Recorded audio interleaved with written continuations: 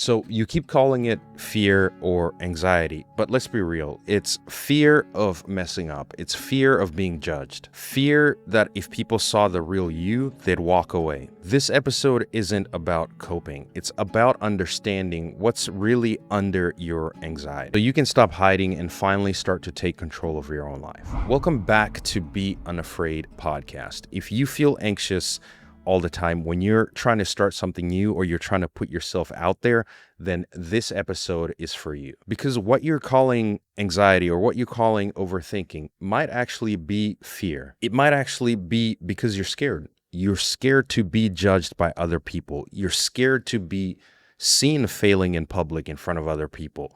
You're scared that if people see you struggle, they'll think less of you. I used to live those exact same fears, but what helped me take that step forward and that next step and change how I let those emotions control me is learning to take small steps that didn't feel as scary as the big ones. That's what I'm going to show you how to do today. So let's dive into the first point. Step one that most people will tell you about personal reflection is you can't heal what you don't name. You have to name the fear that's hiding under your anxiety. You have to name it. You have to confront it. You have to own it.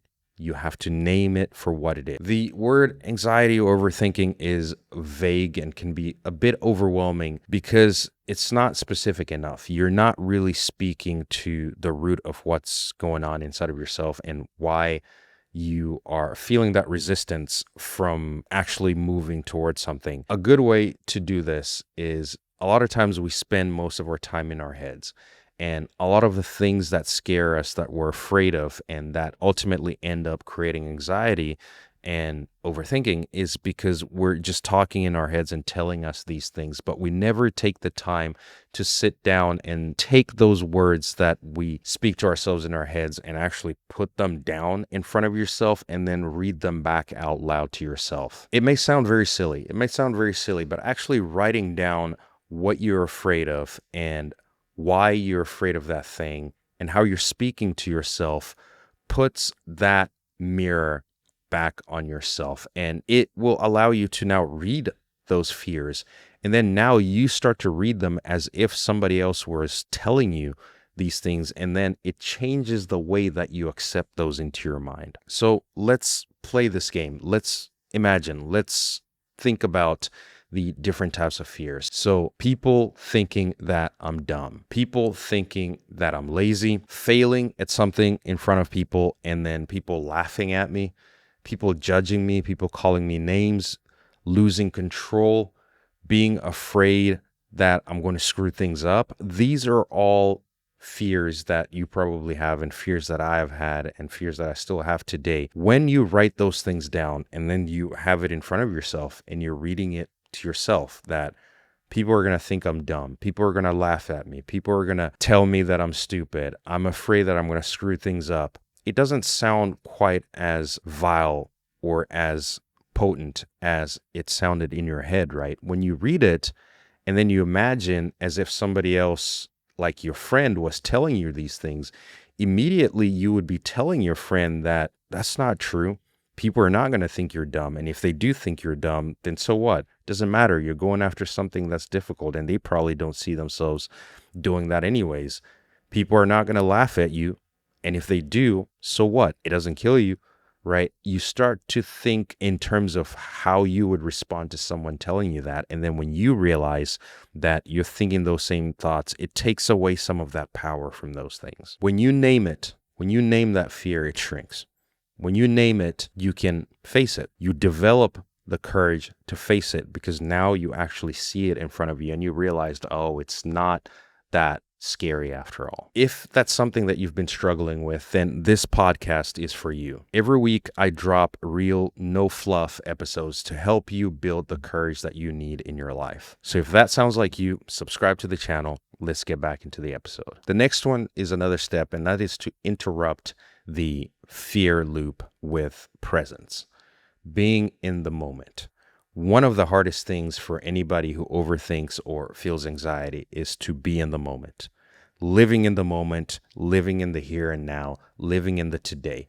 very, very difficult if you've trained your mind to live either in the past or in the future. And I can tell you this firsthand from personal experience that changing this is such a difficult thing, and it takes a long time for you to rewire your brain, because if you are wired one way and you're trying to completely change how your entire mental system works, then you're gonna have resistance, and you'll need a lot of help with that. But one of the things that I've learned, and that has helped me really start to chip away at it and make progress with being in the moment, being in the present, and not thinking about that future and being anxious about what's going to happen in the future, because that's where anxiety stems from. Anxiety stems from you thinking about what is going to happen in the future. What are you going to do in the future? What are people going to say in the future? You're playing scenarios that have happened in the past, that have happened now, and you're playing them out in the future, and you start to feel anxious because there's nobody to answer you. There's nobody to answer you but yourself.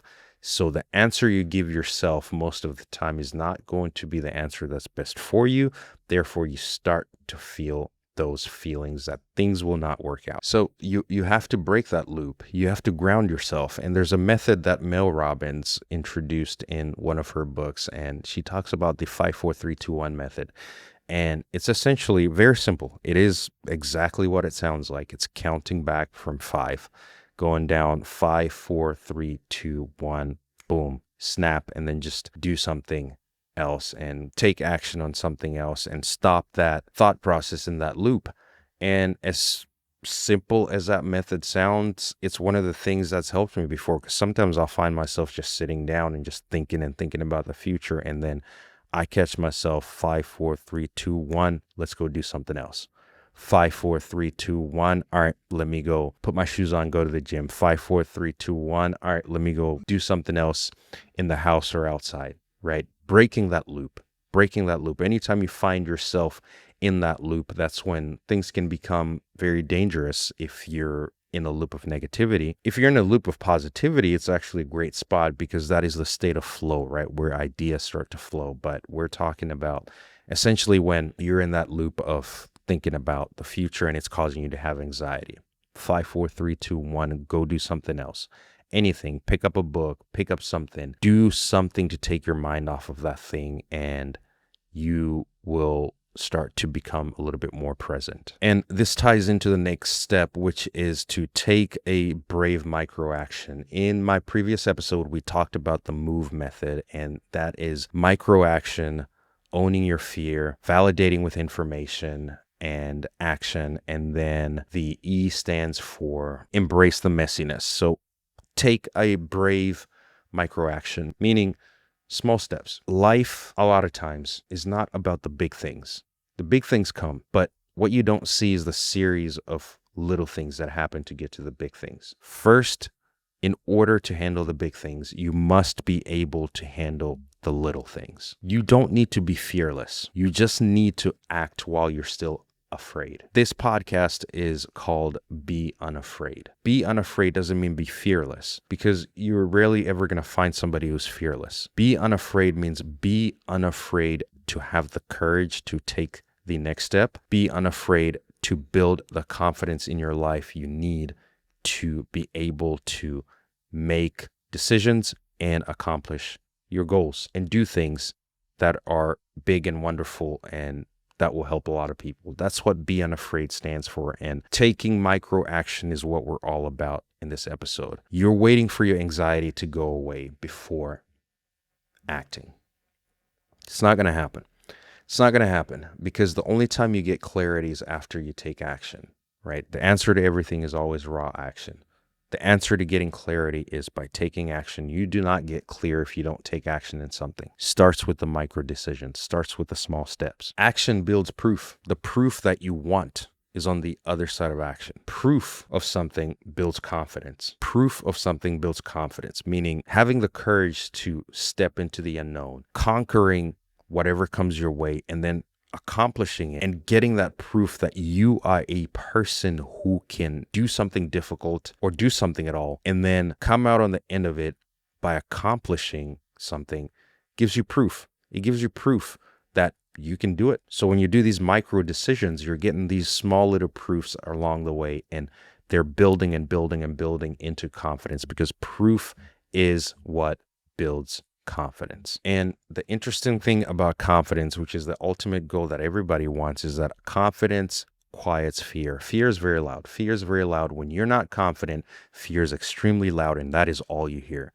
When you start to become confident, more and more confident, that voice of fear becomes less and less and less. Never going to go away, because genetically, inherently, based on our ancestry, fear was put into us for whatever reason. And it was a mechanism to survive back when people still were roaming the earths and living with animals and in the wilderness. They had to be afraid to survive. If you weren't afraid, you were going to get eaten alive. So you're always going to have fear, and understand that. But the more confidence you start to build up by taking micro decisions and taking micro actions, then the less that voice of fear becomes, and you start to be unafraid in the face of adversity. You start to be unafraid in the face of new things, and you will start to build courage, and you'll start to build confidence.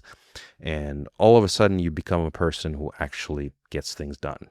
You feel stuck, you feel scared, you're afraid you're not going to be able to conquer that fear and actually take the next step. But you have to understand that it's okay. This mechanism I gave you, these steps that I give you, will help you to start to chip away at some of that fear. It's not a magic pill, a magic moment that's all of a sudden going to turn your life. You need to use it. You need to use it consistently over and over and over again to be able to build that bucket of confidence. That is the part of growth.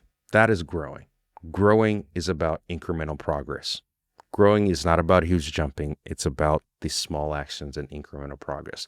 So take those today. In this next episode right here, I'll show you exactly how to take small, brave actions that are going to build up into that bucket of confidence that you need in order for you to actually take ownership of your life, your emotions, your insecurities, and decide that you're going to become a person that gets things done.